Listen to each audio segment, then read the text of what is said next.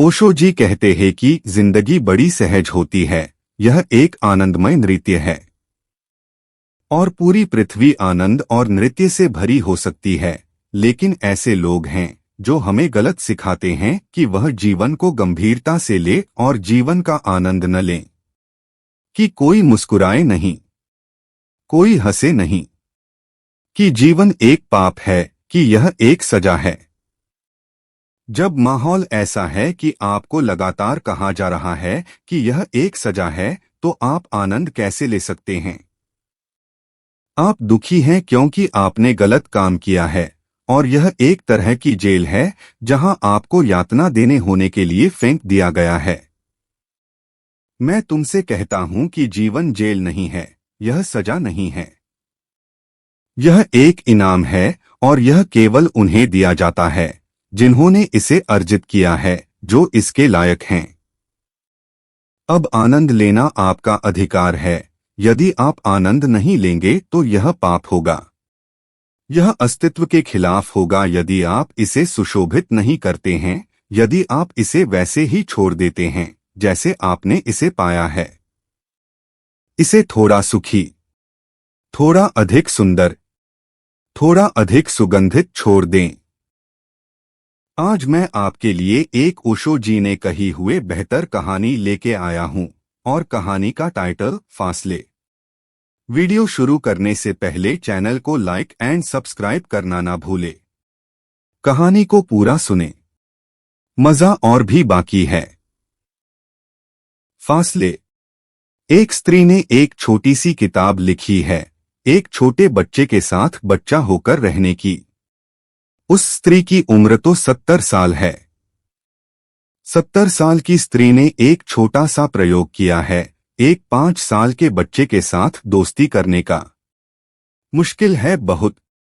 5 साल के बच्चे का बाप होना आसान है, माँ होना आसान है, भाई होना आसान है, गुरु होना आसान है, दोस्त होना बहुत मुश्किल है।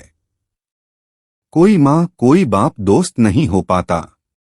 जिस दिन दुनिया में माँ बाप बच्चों के दोस्त हो सकेंगे, उस दिन हम दुनिया को आमूल बदल देंगे। यह दुनिया बिल्कुल दूसरी हो जाएगी। यह दुनिया इतनी बदसूरत, इतनी बदशक्ल नहीं रह जाएगी। उस स्त्री ने सच में एक अद्भुत प्रयोग किया। उसने वर्षों तक वह प्रयोग किया। एक 3 साल के बच्चे से दोस्ती करनी शुरू की और 5 साल के बच्चे तक, 2 साल की उम्र तक निरंतर 2 साल उससे सब तरह की दोस्ती निभाई। उसकी दोस्ती का ख्याल थोड़ा समझ लेना उपयोगी है।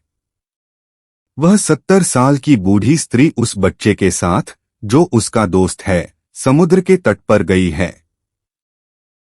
बच्चा दौड़ रहा है, कंकड़ पत्थर बीन रहा है, तो वह भी दौड़ रही है, कंकड़ पत्थर बीन रही है। क्योंकि बच्चे और उसके बीच जो एज बैरियर है, जो आयु का बड़ा भारी बाधा है, वह टूटेगा कैसे?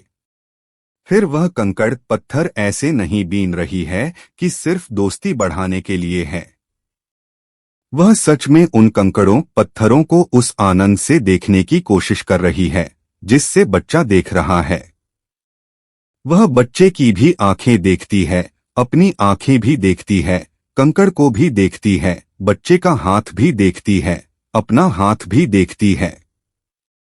बच्चा जिस रोमांच से भरा है, वह क्या देख रहा है उन पत्थरों में? फिर वह बच्चा होकर देखने की कोशिश कर रही है।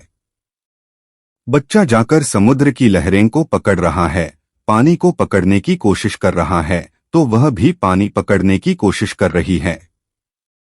बच्चा तितलियों के पीछे दौड़ रहा है, तो वह भी दौड़ रही है। रात 2 बजे बच्चा उठ आया और उसने उससे कहा कि चलें बाहर, झींगुरों की आवाज बहुत अच्छी आ रही है। तो उसने यह नहीं कहा कि सो जाओ। यह रात उठने की नहीं है। वह बच्चे के साथ होली है। और कहीं झींगुरों की आवाज न टूट जाए, इसलिए बच्चा संभलकर चल रहा है, एक एक कदम, तो वह भी संभलकर उसके पीछे चल रही है। 2 साल की यह दोस्ती अनूठे परिणाम लाई। और उस स्त्री ने लिखा है कि मैं भूल गई कि मैं 70 साल की हूँ और मैंने जो 5 साल का होकर कभी नहीं जाना था वह 70 साल में 5 साल का होकर जाना। सारी दुनिया एक वंडरलैंड बन गई, सारा जगत परियों का जगत हो गया। मैं सच में दौड़ने लगी और पत्थर बीनने लगी और तितलियां पकड़ने लगी। उस बच्चे और मेरे बीच सारे आयु के फासले चले गए। वह बच्चा मुझसे ऐसी ही बातें करने लगा जैसे कि एक बच्चे से करता है। मैं उस बच्चे से ऐसी बातें करने लगी जैसे एक बच्चा बच्चे से करता है। उसने पूरी किताब लिखी है अपने 2 साल के अनुभवों की, सेंस ऑफ वंडर, और उसमें उसने लिखा है कि मैंने फिर से पा लिया आश्चर्य का भाव। अब मैं कह सकती हूँ कि कहीं भी बड़े से बड़े संत ने अगर कुछ भी पाया होगा तो इससे ज्यादा नहीं हो सकता जो मुझे दिखाई पड़ रहा है।